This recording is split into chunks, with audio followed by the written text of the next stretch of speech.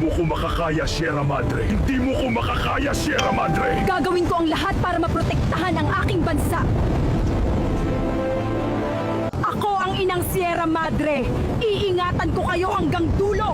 Basta iingatan nyo din ako. Bakit nga ba tinawag na Sierra Madre ang bundok na ito at paano nito napoprotektahan ang Luzon laban sa mga bagyo?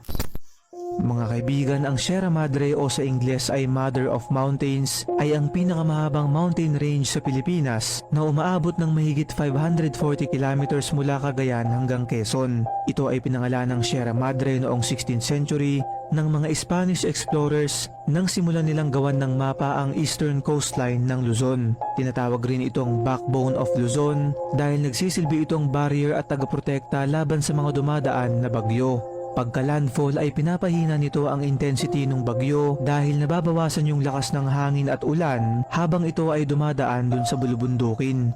Ang pinaka nakikinabang dito ay ang mga lowland areas sa Luzon tulad ng Manila, Bulacan, Pampanga at Nueva Ecija.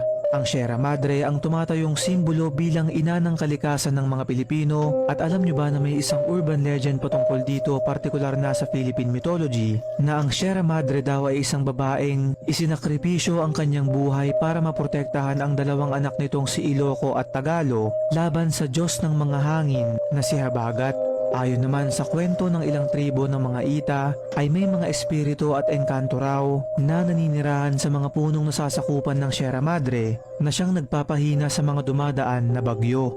Nakakalungkot lang isipin na matapos tayong protektahan ng Sierra Madre sa mahabang panahon ay sinisimulan ng sirain ang ilang parte nito para sa ikayayaman ng iilan na siyang pagdurusahan naman ng karamihan.